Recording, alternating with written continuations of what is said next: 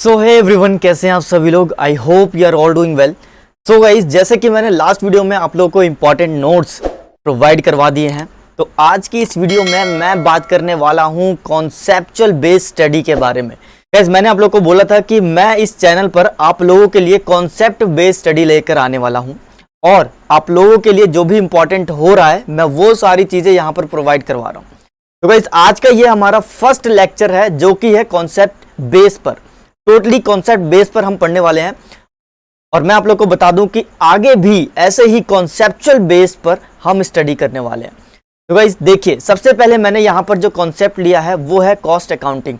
Cost accounting basically होता क्या है, हम यहां पर बहुत ही अच्छे से समझने वाले हैं कि ये एक ऐसा क्वेश्चन है जो कि एग्जाम के पर्पज से बहुत ही ज्यादा इंपॉर्टेंट है। कॉस्ट अकाउंटिंग एक ऐसा सब्जेक्ट है जिसमें theory as well as practical के क्वेश्चंस भी पूछे जा सकते हैं, तो आप थ्योरी को स्किप नहीं कर सकते, ये बात ध्यान में रखिएगा।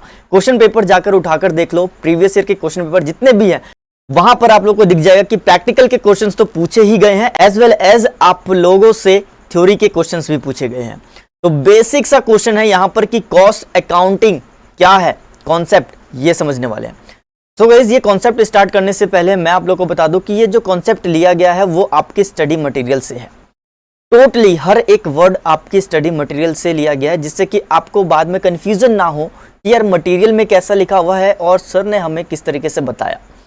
गाइस देखिए, सबसे पहले यहां पर हमारे पास है कॉस्ट अकाउंटिंग की डेफिनेशन। कॉस्ट अकाउंटिंग में be defined as, cost accounting को किस तरीके से डिफाइन किया गया है, accounting for cost classification analysis of expenditure as will enable the total cost of any particular unit of production to be ascertained with reasonable degree of accuracy, and at the same time it disclose exactly how much total cost is constituted। Basically cost accounting होता क्या है, यहाँ जैसा कि आप लोगों ने पढ़ा है क्लास 11th एंड 12th में अकाउंटिंग के बारे में। Accounting is a classification, recording, summarising, something like that, ये सब चीजें पढ़ी हैं। वैसे ही यहाँ पर भी कॉस्ट अकाउंटिंग भी सेम क्लासिफाइंग, समराइजिंग, मेजरेबल है, लेकिन इस चीज को लेकर, कॉस्ट को लेकर, कॉस्ट को क्या करेंगे हम, कॉस्ट का क्लासिफिकेशन करेंगे, समराइजेशन करेंगे, एनालिसिस करेंगे, जिससे कि हमें टोटल कॉस्ट का पता लग सके। आगे देखते हैं आगे क्या है हमारे पास। हम कह सकते हैं क्या कि जो कॉस्ट अकाउंटिंग है इस क्लासिफिकेशन है, रिकॉर्डिंग है एंड एप्रोप्रिएट एलोकेशन है of expenditure for the determination of cost of product and services. इस ध्यान रखना कि कॉस्ट जो है हम टोटल कॉस्ट प्रोडक्ट का निकालते हैं एज वेल एज सर्विसेज का भी निकालते हैं। अगर हम किसी चीज की कॉस्ट असरटेन कर रहे हैं तो क्या वो सिर्फ प्रोडक्ट के लिए ही असरटेन करेंगे या सर्विसेज के लिए भी असरटेनमेंट होगी, इस दोनों को लेकर चलेंगे, क्योंकि हम जो है human beings product as well as services भी यूज करते हैं, तो किसी भी प्रोडक्ट का एक सर्टेन कॉस्ट होता है, उसी तरीके से आप लोगों को सर्विसेज जो दी जा रही हैं उनका भी एक कॉस्ट होता है। तो इन सब को क्या करते हैं हम, क्लासिफाइड करते हैं, रिकॉर्ड करते हैं, अच्छे तरीके से एनालिसिस करते हैं जो भी हमने एक्सपेंडिचर किया है। किस लिए एक्सपेंडिचर किया है, कॉस्ट को डिटरमाइन करने के लिए। गाइस, इतना अच्छा कॉन्सेप्ट है ना ये, मतलब इसको पढ़ने के बाद आप लोगों को डेफिनेटली कॉस्ट अकाउंटिंग की थ्योरी को रटने की जरूरत ही नहीं पड़ेगी। नेक्स्ट देखिए, and for the presentation of suitably arranged data for the purpose of control and guidance of management. Guys, जब आप किसी चीज को एनालिसिस कर लेते हैं तो लास्ट में बात आती है कि आप हमें प्रेजेंटेशन के द्वारा क्या इसको समझा सकते हैं। ऑब्वियसली आप किसी प्रोडक्ट या फिर किसी सर्विस की कॉस्ट को असरटेन कर लेते हैं, आपसे एक प्रेजेंटेशन मांगी जाती है कि बताइए किस तरीके से आपने इस कॉस्ट को असरटेन किया है। मतलब किसी भी, लाइक मैं इस पेन की बात करूं से 25 रुपीज है, तो आपने इस पेन की कॉस्ट को 25 किस तरीके से लाया वो हमें बताइए। तो this is known as the presentation. कहने का मतलब ऑल ओवर जो निकल के आ रहा है, कॉस्ट को क्लासिफाइड करना, रिकॉर्ड करना, एलोकेट करना, एक्सपेंडिचर्स को और डिटरमाइन करना एक पर्टिकुलर कॉस्ट और फिर उसको प्रेजेंट करना इन एन एप्रोप्रिएट मैनर में। Guys, this is the definition of cost accounting. आगे बढ़ते हैं, बहुत ही इंटरेस्टिंग होने वाला है। इसी तरीके से ही अगर आपको ये वीडियो अच्छी लग रही है तो गाइस लाइक करो, कमेंट में जरूर लिखिए जो भी आपको रिलेटेड डाउट है इससे। Now the cost accounting can be explained as followed. Cost account को हम इस तरीके से एक्सप्लेन कर सकते हैं। First is, cost accounting is the process of accounting for cost starting से लेकर अभी तक ये बात आ रही है कि अकाउंटिंग जो होगी वो कॉस्ट की होगी, which begins with recording of income, जो कि शुरू होती है कहां से, recording of income and expenditure को लेकर। तो गाइज यहां पर आप लोगों को समझ लेना है बहुत ही अच्छे तरीके से। देखिए यहां पर कि मैं आप लोगों को बता रहा हूं कि रिकॉर्डिंग किस चीज की, इनकम की एज वेल एज एक्सपेंडिचर की, दोनों की ही क्या करेंगे, यहां पर हम रिकॉर्डिंग करेंगे। ठीक, रिकॉर्ड करेंगे, ट्रांजैक्शंस जो होंगी उनको हम अपनी बुक्स ऑफ अकाउंट्स में रिकॉर्ड करेंगे।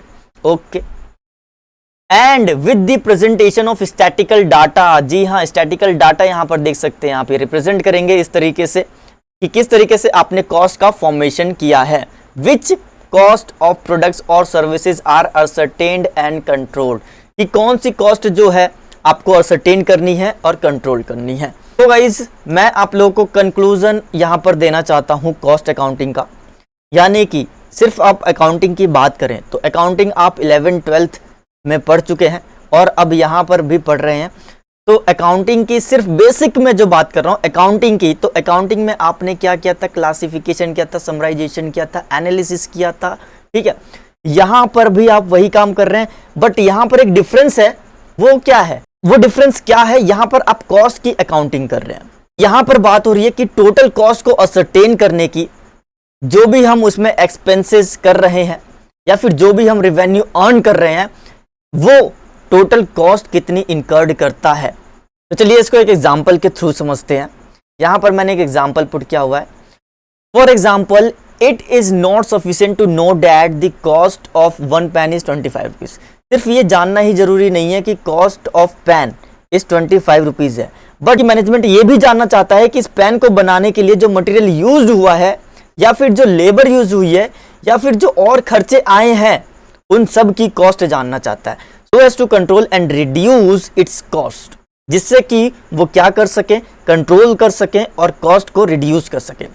सर कॉस्ट अकाउंटिंग का जो मेन काम है ना, रिड्यूस द कॉस्ट है, कॉस्ट को रिड्यूस करना, कंट्रोल करना, कॉस्ट पर कंट्रोल करना। अगर ये 25 रुपीज का है तो ऑर्गेनाइजेशन को और बेनिफिट्स के लिए वो सारे काम करने होंगे जिससे कि इस पेन की कॉस्ट जो है 20 रुपीज हो जाए। और वो 20 रुपीज किस तरीके से होगी, इन सब का एनालिसिस करने के लिए कॉस्ट अकाउंटेंट की जरूरत होती है।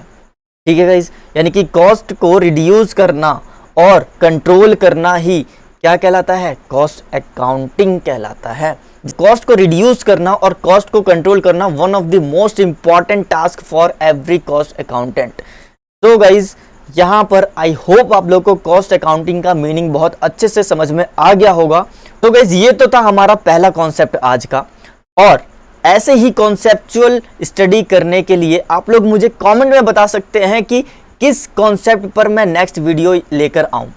जो भी कॉन्सेप्ट हो आप वहां पर मेंशन कर दीजिए, मैं उस कॉन्सेप्ट के ऊपर वीडियो आप लोगों के लिए तैयार करूंगा। जो भी मैं कॉन्सेप्ट लेकर आऊंगा डेफिनेटली आप लोगों को बहुत ही ज़्यादा इंटरेस्ट आएगा ये सब पढ़ने में। ऐसे ही आपको प्रेजेंटेशन मिल जाएगी और ऐसे ही आप लोग को समझा दिया जाएगा बहुत अच्छे से। तो अगर आप इस चैनल पे नए हैं तो ऐसे ही कॉन्सेप्चुअल बेस्ड स्टडी करने के लिए सब्सक्राइब जरूर करें, और अगर वीडियोस पसंद आ रही हैं तो लाइक बटन भी दबा दें, और अगर आप लोग किसी के साथ शेयर करना चाहते हैं तो बिल्कुल आप शेयर भी कीजिए। And guys thank you so much for watching my videos, all the best.